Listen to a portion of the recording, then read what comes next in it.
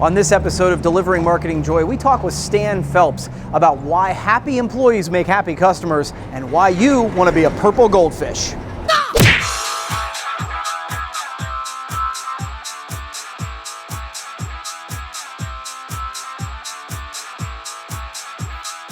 Hello and welcome to another edition of Delivering Marketing Joy. I am your host, Kirby Hasseman.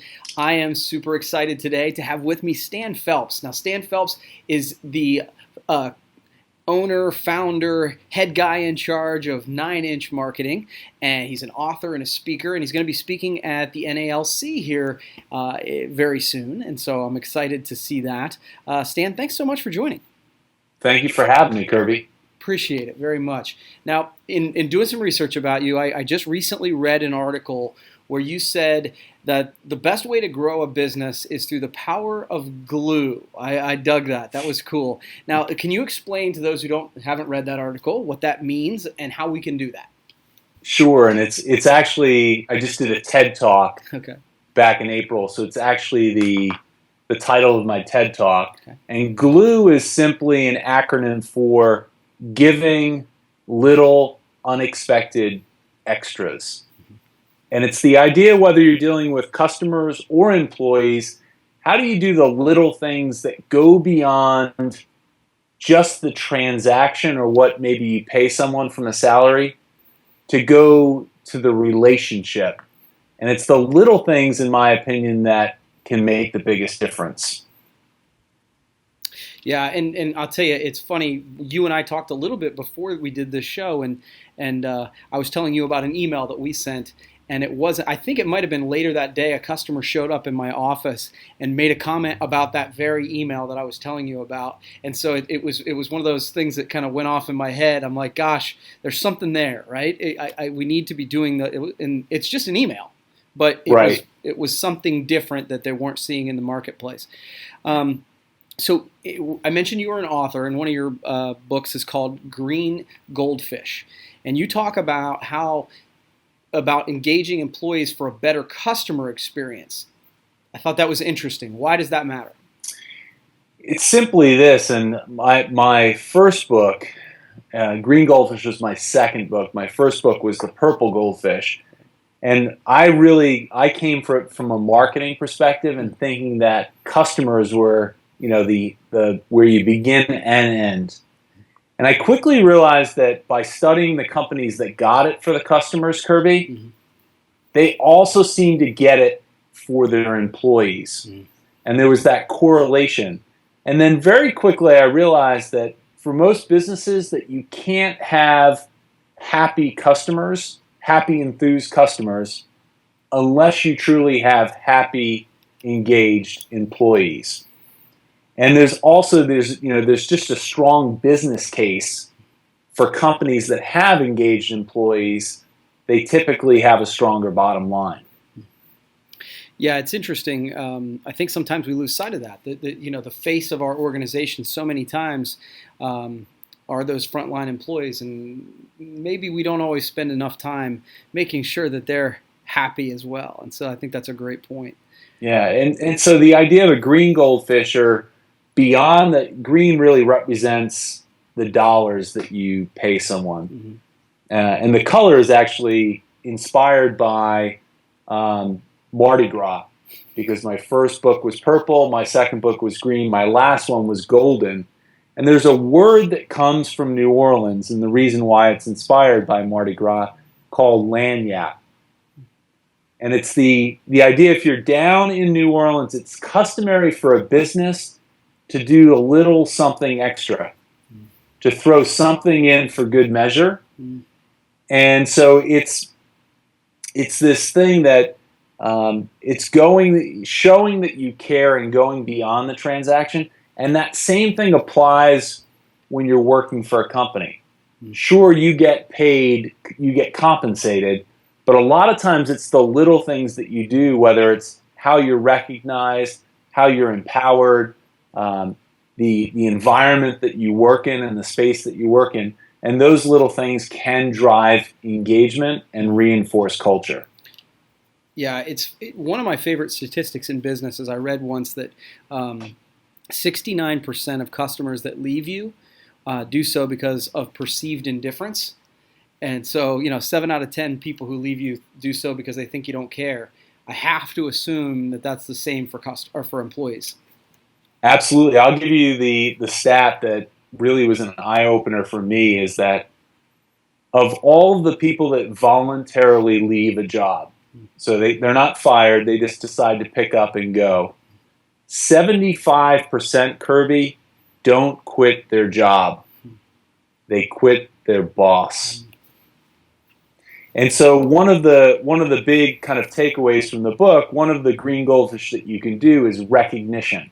And it doesn't even need to be something that you physically give. It can just be a verbal acknowledgement, a handwritten note. It doesn't have to be an iPad or a PlayStation or even a bike.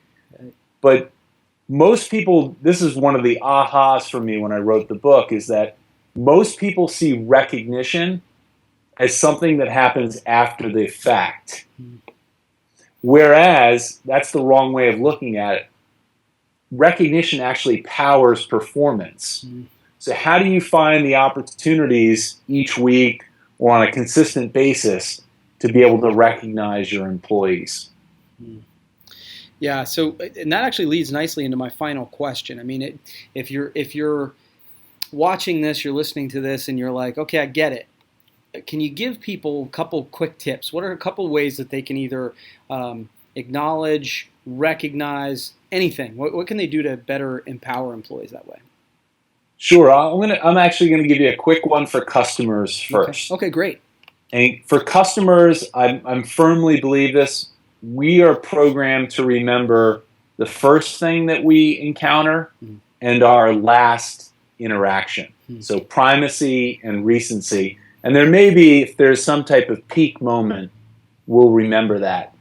But think about, as a business, you can capitalize on that first interaction with a customer.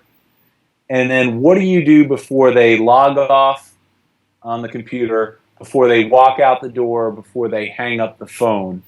How do you leave that last impression? For employees, I mentioned recognition. That's a small thing. I think it's a thing that most companies feel like they do a good job of, but when you talk to employees, they don't feel like they're recognized enough. Right. So I tell people you can't do it too often or too soon. And so think about the different ways that you can do it, whether it's for you as a business owner walking around the office and talking with people and recognizing them, to shooting a very quick text message or email, or even writing a handwritten note. We live in a day that the handwritten note is a lost art. Right. In fact, there's one of the great stories from my book was about the CEO of Campbell's, a guy named Doug Conant, and his decade of being a CEO at Campbell's, he wrote 30,000 handwritten notes. Wow.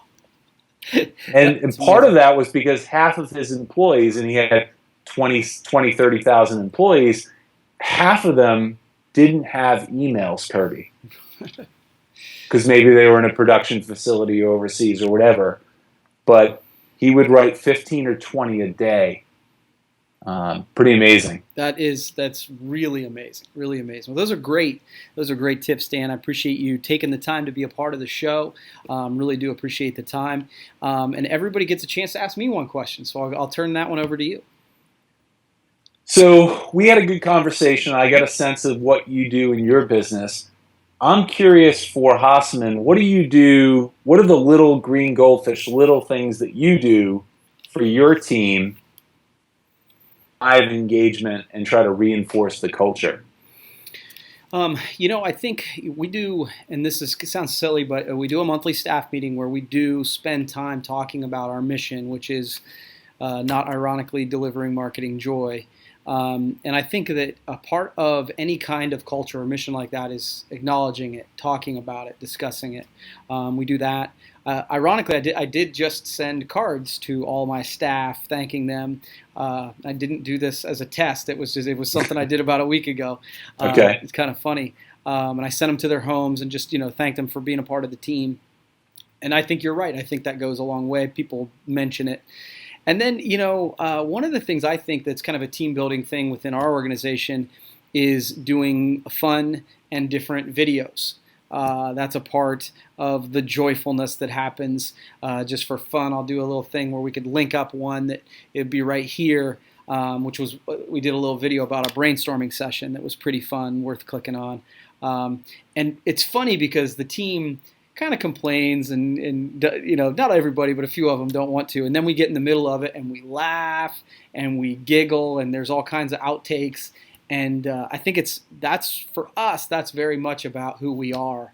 Right. And that's a fun exercise for us. And oh, by the way, it helps to show our culture to the outside world too, which is kind of a cool thing as well. So I think those are a couple things we do.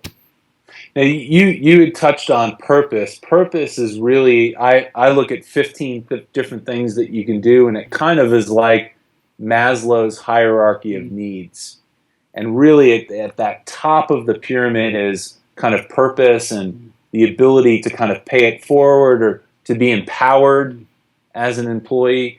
And so I think you're touching on some really key things there. In fact, I just wrote a post yesterday in Forbes, and it's my belief that within 5 years, we will no longer have a distinction of whether somebody's a for-profit or a not-for-profit business. We'll simply look at business and say, that is a for-purpose business, and that is a not-for-purpose business. I like that. Yeah. I like that a lot. Well, Stan, I really appreciate you taking the time. I feel like I could sit here and talk to you for the next 45 minutes, but I want to wrap it up. But let's do this again sometime if you have time. Absolutely. Thanks, Kirby. Absolutely. Well, that wraps up another edition of Delivering Marketing Joy. We will see you next time. Hey, thanks for watching, but wait! Can you do me a favor? Please subscribe to my channel if you haven't done it already. The way to do it's right over here. And hey, if you want to watch the last episode, check that out over here. Again, before you leave, subscribe!